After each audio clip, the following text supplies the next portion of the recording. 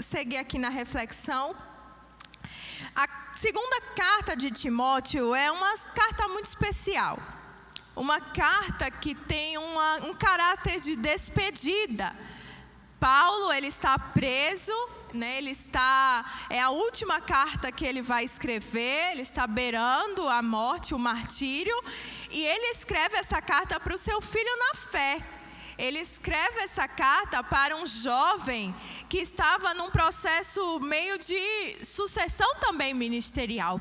Paulo estava prestes a morrer, ia ficar Timóteo, ia ficar Tito, Lucas, os outros, né, obreiros do Senhor.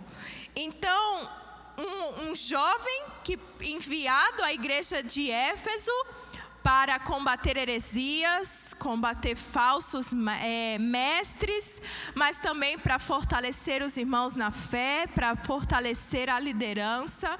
E como eu me vi em Timóteo, eu creio que como Tarsis se vê em Timóteo, como cada um de nós pode se ver em Timóteo, uma pessoa se sentindo fragilizada, impotente, desafiada, né? Como eu pude ter para substituir Rubem, se substituir pastor Egito, ou você tendo oportunidades de avançar na área de trabalho e ministerial que o Senhor coloca na sua vida. E para isso, a gente precisa tomar algumas atitudes do que a gente pode fazer, o que a gente deve fazer, o que a palavra do Senhor nos chama a fazer. E eu tenho 3 breves orientações bem pontuais que eu quero deixar com os irmãos.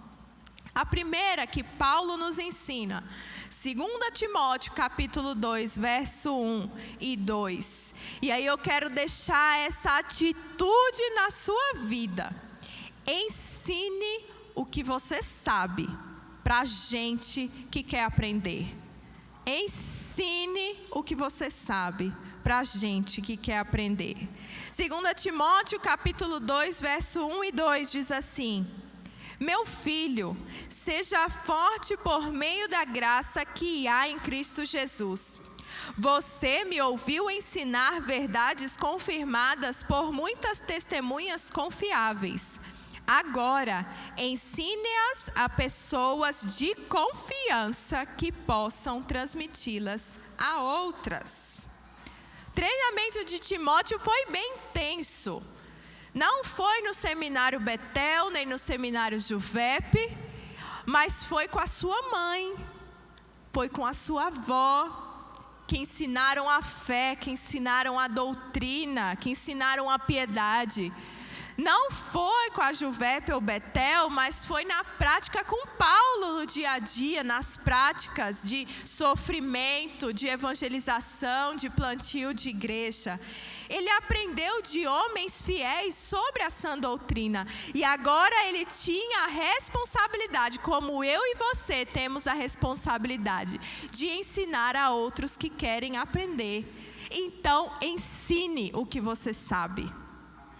Ensine o que você aprendeu de homens e mulheres fiéis que ensinaram a verdade da palavra de Deus. Não fique com esse conhecimento para você. Multiplique esse conhecimento para o outro. Aprendeu algo sobre oração? Fala para alguém. Ensina para alguém. Aprendeu algo sobre a Bíblia, algo novo? Ensina, manda uma mensagem. Liga para a pessoa, manda um áudio, faz uma live. Visita o missionário e compartilha isso com ele. Visita a base e fala isso com ele. Fala para o seu colega de trabalho. Ensine para quem quer aprender também. Não precisa jogar a pérola aos porcos. Vai ter gente que não quer aprender, então não ensina. Paulo diz para ensinar pessoas confiáveis. Quem quer aprender. E acho que isso era uma preocupação minha. Eu tenho que ensinar esses irmãos a pregar. Eu tenho que ensinar esses irmãos a evangelizar. Eu quero contribuir para os irmãos na ministração, né? Porque é algo também cultural, né? Cada um serve, adora, se expressa de maneira cultural diferente, em espírito e em verdade. E isso nem sempre é algo tão natural. Porque a gente pensa assim, isso Talvez também no ambiente ministerial ou nas empresas. Eu não vou ensinar não. Porque se eu ensinar, a pessoa vai ficar no meu lugar. E eu vou lá ensinar. Eu nunca me esqueci uma professora que eu tive na faculdade. Quando eu fazia administração, essa professora disse assim: olha, você vai ensinar sim para a pessoa que você sabe, para ela ficar no seu lugar, porque você vai crescer de cargo e ela vai ficar no seu lugar. Porque às vezes você não é promovido, sabe por quê? Porque não tem ninguém que fique no seu lugar. Aí você não pode sair daquele lugar. Agora, se você ensina para o seu colega, você cresce e ele fica no seu lugar. Aquilo para mim foi tão impactante, eu nunca me esqueci. E claro, no ministério, não há uma hierarquia, o que eu vou subindo.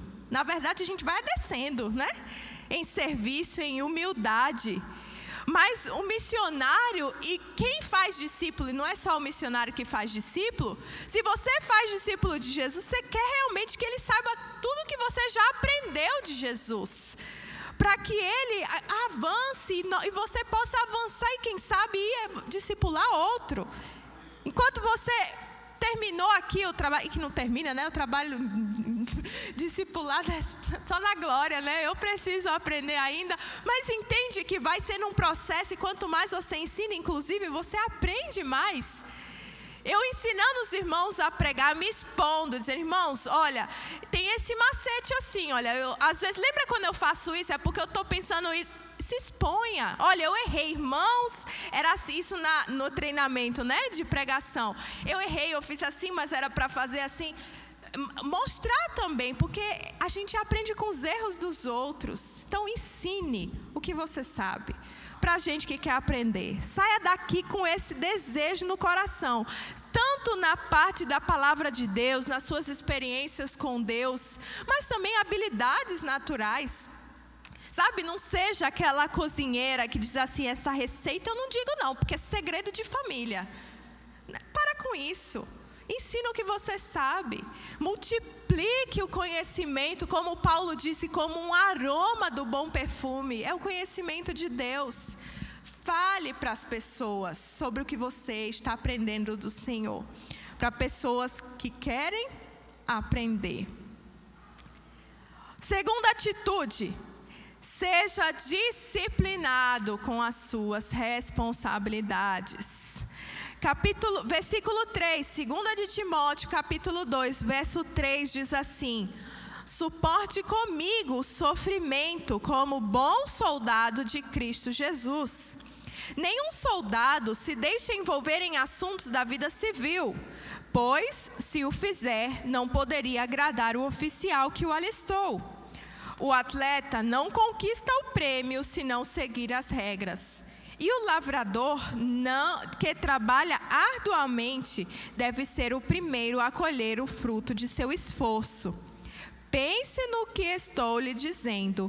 O Senhor o ajudará a entender todas essas coisas. Seja disciplinado em suas responsabilidades.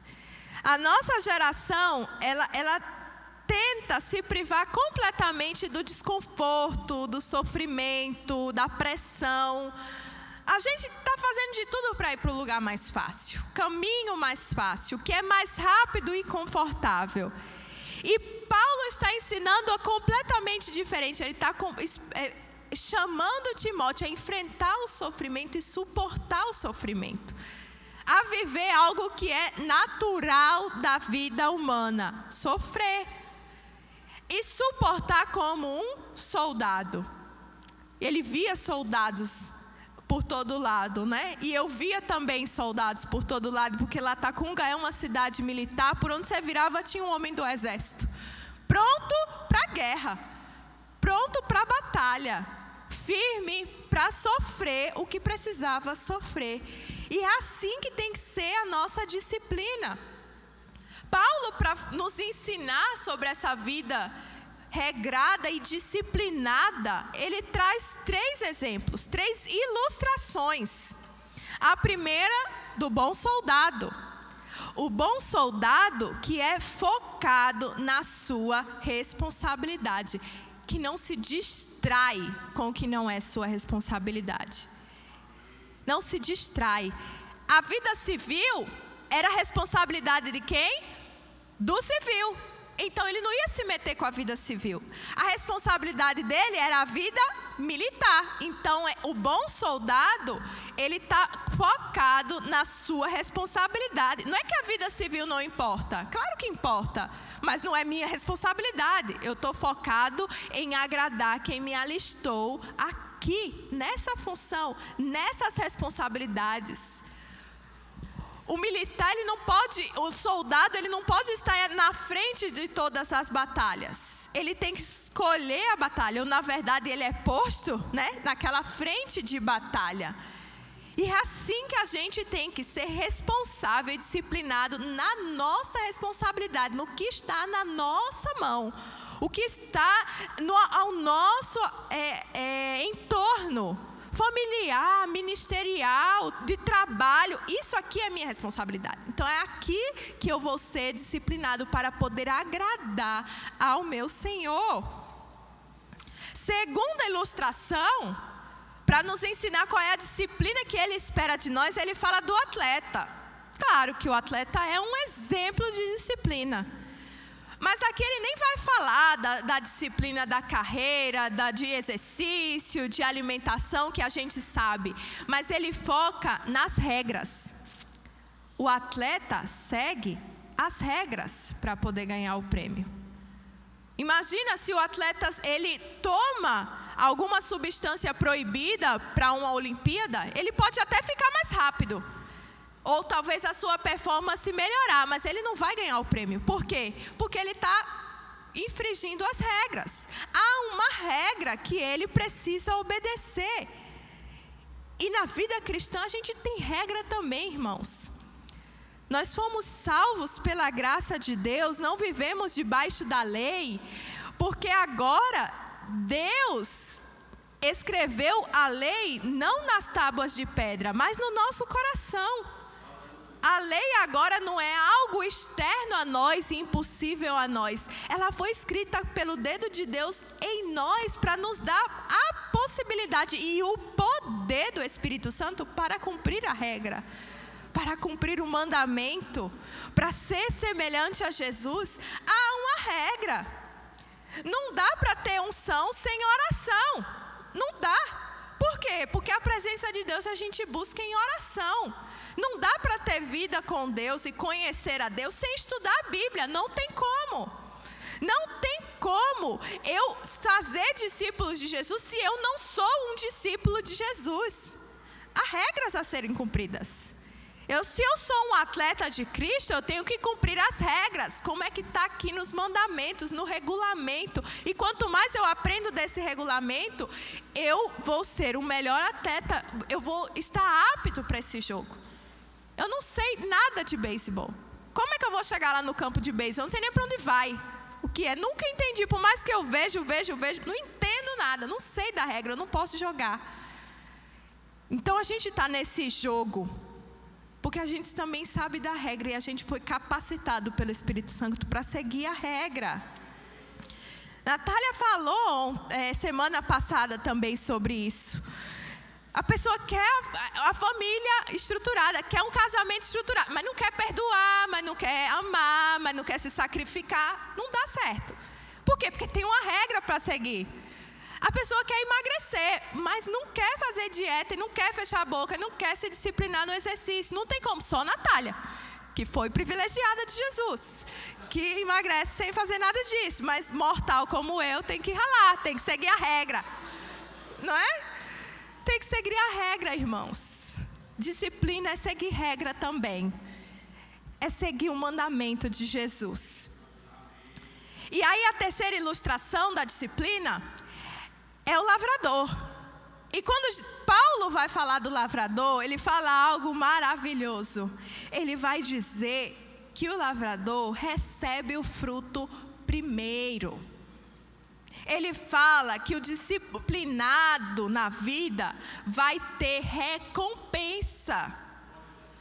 Que a disciplina naquilo que é sua responsabilidade, em seguir a regra que lhe foi estabelecida pela palavra de Deus, você vai ser recompensado. Você plantou, você regou, você vai colher e vai comer primeiro. O lavrador come primeiro. Ele lhe motiva também com a certeza que há uma recompensa para a disciplina. Há uma recompensa para o lavrador, para o soldado, para o atleta. Porque é uma coisa que nos falta para ser disciplinado. É a tal da motivação, não é? A gente precisa de uma injeção de ânimo. A gente precisa de um apoio, né? De alguém que nos leve, nos empurre para frente. E a palavra de Deus dá essa motivação para a disciplina. Versículo 8, quando Paulo chama Timóteo a ser zeloso com a sua carreira, a ser disciplinado, e aplique isso em todas as áreas da sua vida. Todas. No ministério, na vida familiar, porque você é um ser humano todo para a glória de Deus. Então, em tudo a gente tem que ser disciplinado. E aí ele traz a motivação para a disciplina. Versículo 8, ele vai dizer: lembre-se que Jesus Cristo, descendente do rei Davi, ressuscitou dos mortos. Estas são as boas novas que eu anuncio. Como ele está motivando Timóteo? Ei! O descendente de Davi, o rei dos reis, sofreu numa cruz e ressuscitou. A ressurreição tem que ser esse motivador. Ou seja, o seu Senhor que te agimentou, que te chamou para o exército, Ele está vivo. Aquele que te dá as regras para o jogo, Ele está vivo. E o galardoador que te vai dar a coroa está vivo também. A ressurreição deve nos motivar a perseverar, a dizer assim: eu posso suportar isso, eu posso ter uma agenda de oração firme, uma agenda de leitura da palavra, eu posso honrar o meu patrão e servir ao meu patrão como ao Senhor. Por quê? Porque o meu Senhor está vivo. Ser disciplinado, eu posso me desgastar e servir a minha família, aos meus familiares. Por quê? Porque o meu Senhor está vivo e Ele está olhando e Ele é galardoador. Lembre-se que Jesus Cristo, descendente de Davi, ressuscitou. Outra motivação do apóstolo para Timóteo, para a minha vida e para a sua, no verso 9. Por causa disso sofro, estou preso como um criminoso, mas a palavra de Deus não está presa. Portanto, estou disposto a suportar qualquer coisa, se isto trouxer salvação e glória eterna em Cristo Jesus, para os que foram escolhidos. Sabe como Paulo está motivando Timóteo? Timóteo, eu sei que você está sofrendo. Eu sei que você está com medo, você está fragilizado. Eu sei que talvez a igreja nem está te respeitando e eles não podem desprezar a sua mocidade. Eu sei que tem um sofrimento aí, uma aflição. Mas eu estou sofrendo mais. Olhe, irmãos, para o sofrimento dos outros, que estão sofrendo mais do que você, mais do que eu, pelas mesmas causas. Sabe, quando eu paro de olhar para o meu sofrimento e olho para o do outro, é uma motivação para ser disciplinado, para seguir em frente. Imagina, eu estou lá, foi difícil estar longe da família? Foi difícil não ver Maria nascer? Foi demais. Imagina eu ficar na minha dor e eu tendo outra missionária lá, sofrendo muito mais.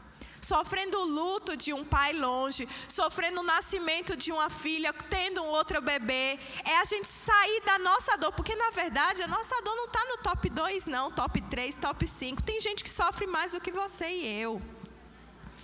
O autor de Hebreus vai dizer isso para os irmãos. Olha, lembra que os irmãos estão perdendo os bens. Lembra que os irmãos estão perdendo familiares por causa da fé. Olha para mim, eu estou sofrendo como um criminoso, mas a palavra está fluindo, mais vidas estão sendo salvas. Então a gente precisa sair, né, dessa situação de só olhar para o meu sofrimento e se motivar. Se a gente lembrar da igreja perseguida, será que a gente não se motiva a orar mais? Se a gente lembrar do Afeganistão, da Coreia do Norte, de cristãos no Marrocos e em tantos outros países perseguidos, será que a gente não se motiva a orar mais? A dar graças a Deus pelo culto público? A dar graças a Deus em vir aqui de maneira pública e pregar nas praças sem correr risco de vida? Lembrar de quem está sofrendo do nosso lado, isso é um motivador para ser disciplinado. O próprio Evangelho deve nos motivar. Versículo 11 vai dizer: esta é uma afirmação digna de confiança. Se morremos com Ele, também com Ele viveremos. Se perseverarmos com Ele, reinaremos com Ele. Se o negarmos, Ele nos negará. Se formos infiéis, Ele permanecerá fiel, pois não poderá negar a si mesmo. Ele é fiel, amém? Terceira atitude e última, para encerrar: se mantenha puro neste mundo impuro. Aí salta para o versículo 19. Mas o alicerce sólido de Deus permanece firme com esta inscrição: o Senhor conhece que pertence a Ele, e todos que pertencem ao Senhor devem se afastar do mal. Numa casa grande, alguns utensílios são de ouro e de prata, e outros de madeira e de barro. Os utensílios de mais valor são reservados para ocasiões especiais, e os de menos valor para uso diário. Se você se mantiver puro, será um utensílio para fins honrosos. Sua vida será limpa e você estará pronto para que o Senhor da casa o empregue para toda boa obra. Terceira atitude: se mantenha puro neste mundo impuro. O contexto de Timóteo é muito semelhante ao nosso contexto e ao contexto de Latacunga. Uma cidade idólatra, promíscua, muita ganância, muitos falsos profetas, muito ensino falso, joio dentro do trigo, no meio do trigo. Uma batalha para se manter puro, uma guerra para se manter puro. E eu sei que é o Espírito Santo que opera a santidade em nós.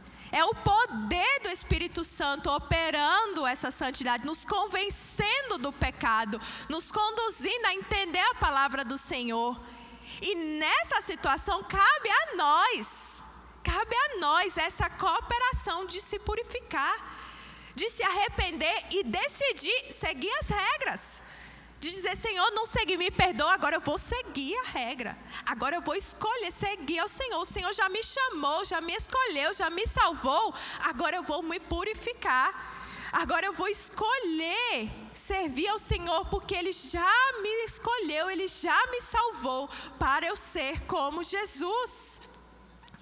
Eu vou decidir ser puro. E ser puro de quê? Do que Paulo está falando? A gente não tem tempo, eu estou aqui brigando com o relógio, a gente não tem tempo para ler, mas nesse contexto, a impureza que envolvia o contexto da carta era a impureza na doutrina. Então seja puro com a palavra de Deus, com a doutrina santa de Deus, com o evangelho da graça de Deus. Seja puro nas conversas. Ele vai falar muito de conversas inúteis, de fofoca, de discussões sem sentido. Seja puro nas suas conversas uns com os outros. Seja puro na vida também sexual, pureza sexual, porque ele vai falar das paixões da juventude que Timóteo tinha que fugir. Decida caminhar em pureza nesse mundo impuro, em fidelidade ao Senhor. E quando a gente se purifica, Paulo vai dizer um exemplo muito comum também no nosso contexto. A gente na casa vai ter aquele prato Duralex marrom que usa de segunda a sexta, né? Ou no sábado, sei lá. Mas tem aquele prato bonito, né? Cadê a Tisa? Que tem aquela prataria bem bonita na casa do pastor, que é para o Natal, que é para um culto, um jantar especial. Não é verdade? Há roupa que a gente fica em casa durante a semana, mas há uma roupa que é para um casamento. Há a roupa que a gente vem para o domingo de noite. Não é verdade? Não tem esse tipo de... Paulo está usando esse exemplo, que na casa, na grande casa, há utensílios de ouro, de prata, mas também de feno, de madeira, de palha. Há utensílios de mais valor do que outros. A madeira vale bem menos do que o ouro. Quanto mais ele está dizendo, quanto mais a pessoa se purifica, mais ela fica o quê? Valiosa. O valor do vaso não é a conta bancária, ou o sobrenome, ou a oportunidade que a pessoa teve para isso ou para aquilo, a roupa que veste. Não é esse o valor do vaso. Há valores diferentes. O dono da casa vê os vasos. Ele vê os vasos. Eita, tem esse vaso, tem esse vaso, tem esse aqui vale mais. E eu vou escolher esse vaso para objetivos honrosos. E qual é o valor do vaso?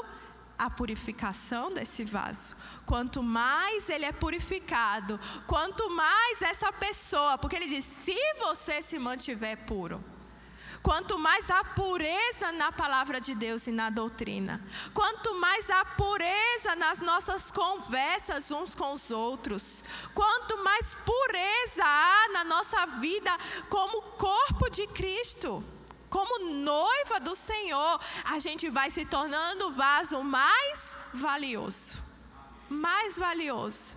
Imagina, Deus olhar lá para a estante de vaso e dizer assim, eu quero esse aqui. E ser a minha vida, a sua vida, preparado para a boa obra. Purificado para a boa obra. Por isso que vale a pena ser puro. Vale a pena nesse mundo difícil caminhar pelo caminho da santificação, porque foi para esse caminho que Jesus te salvou e me salvou. Foi para ser somente como Jesus. Só esse é o padrão. Puro como Jesus, santo como Jesus, amém? 3 atitudes para você colocar em prática a partir de hoje, e eu creio que você já faz isso também na sua vida. 3 atitudes. Ensine o que você sabe para quem quer aprender. Ensine tudo. Ensine tudo. Não guarda o ouro, não. Ensine. Multiplica o que você sabe. O que sabe de Deus, o que sabe da sua profissão, o que sabe sobre a vida familiar. Compartilhe, ensine o que Deus te deu. Como Paulo diz, aquilo que recebi do Senhor, isso vos entreguei. E a gente recebeu tudo de Deus.